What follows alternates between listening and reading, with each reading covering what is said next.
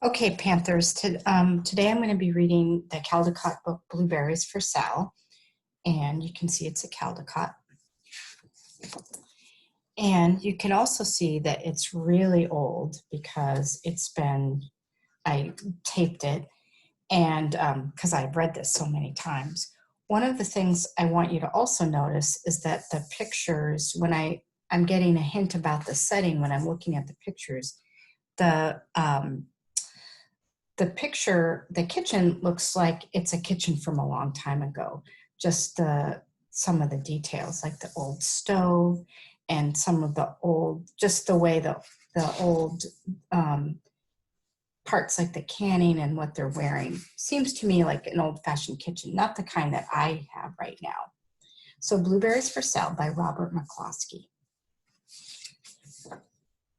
One day, little Sal went with her mother to Blueberry Hill to pick blueberries. Little Sal brought along her small tin pail, and her mother brought her large tin pail to put blueberries in. We will take our blueberries home and can them, said her mother. Then we'll have food for the winter. Another way that I can tell that it's takes place a little while ago is the old-fashioned car, and then also what mother is wearing. She looks like she's wearing, it's a skirt and a sweater. Most people nowadays, if they were go picking blueberries, they wouldn't be wearing this. But again, probably about 70 years ago, a lot of moms did. Little Sal picked 3 berries and dropped them in her little tin pail. Kaplink, kaplink, kaplunk. She picked 3 more berries and ate them. Then she picked more berries, dropped 1 in the pail, kaplunk, and the rest she ate.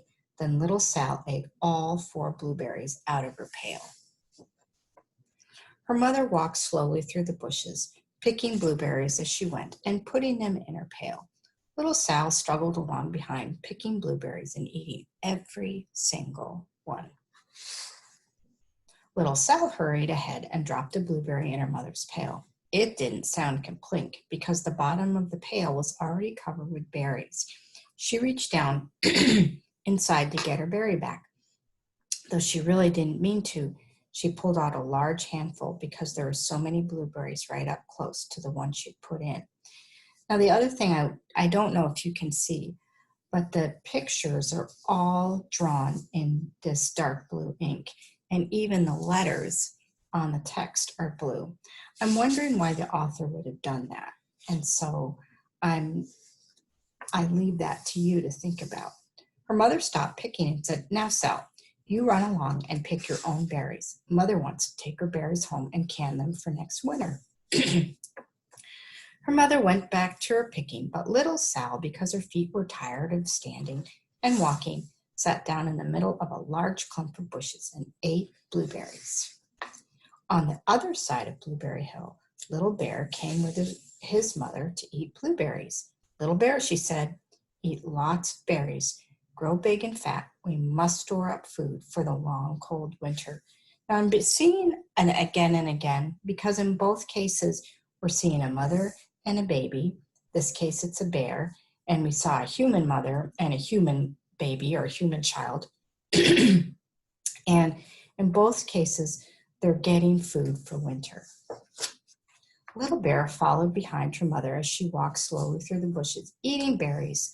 Little Bear stopped now and then to eat berries. Then he had to hustle along to catch up. Because his feet were tired of hustling, he picked out a large clump of bushes, sat down right in the middle, and ate blueberries. This, to me, is also again and again because both children sat right down in the middle of the bushes to eat blueberries. Over on the other side of the hill, little Sal ate all of the berries she could reach from where she was sitting. Then she started out to find her mother. She heard a noise from around a rock and thought, "That is my mother walking along." But it was a mother crow and her children, and they stopped eating berries and flew away, saying, "Caw, caw, caw." Then she heard another noise in the bushes and thought, "That is surely my mother, and I will go that way." But it was Little Bear's mother instead. She was tramping along, eating berries, and thinking about storing up food for the winter. Little Sal tramped right along behind. By this time, Little Bear had eaten all the berries he could reach without moving from his clump of bushes. Then he hustled off to catch up with his mother. He hunted and hunted, but his mother was nowhere to be seen. He heard a noise from over a stump and thought, "That is my mother walking along." But it was a mother partridge and her children. They stopped eating berries and hurried away.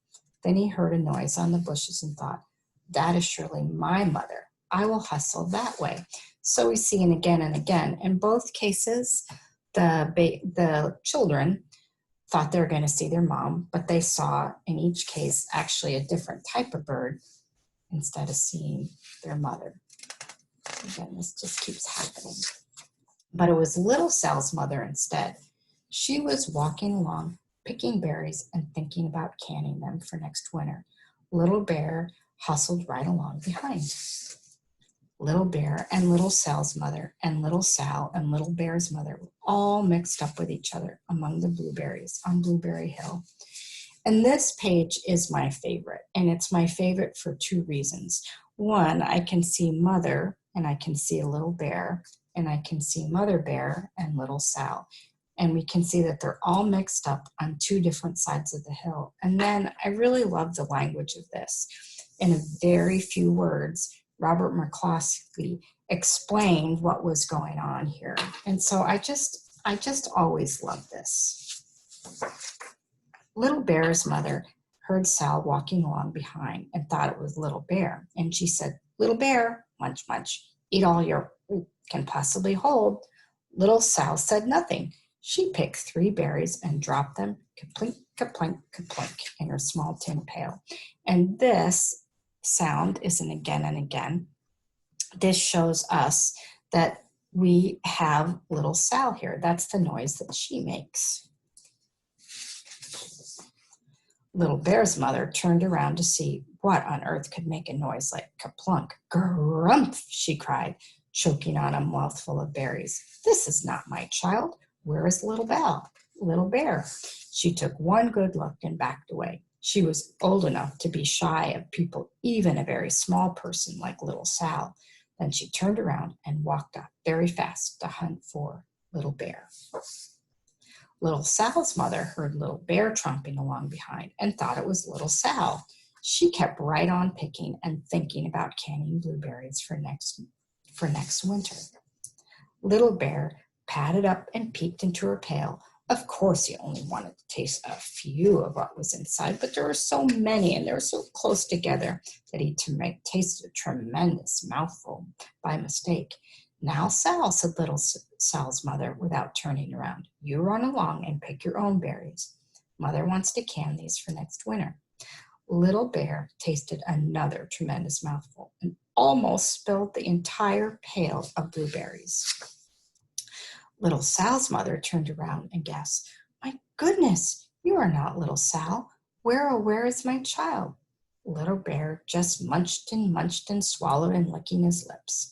Little Sal's mother slowly backed away. She was old enough to be shy of bears, even very small bears like Little Bear. Then she turned and walked away quickly to look for Little Sal.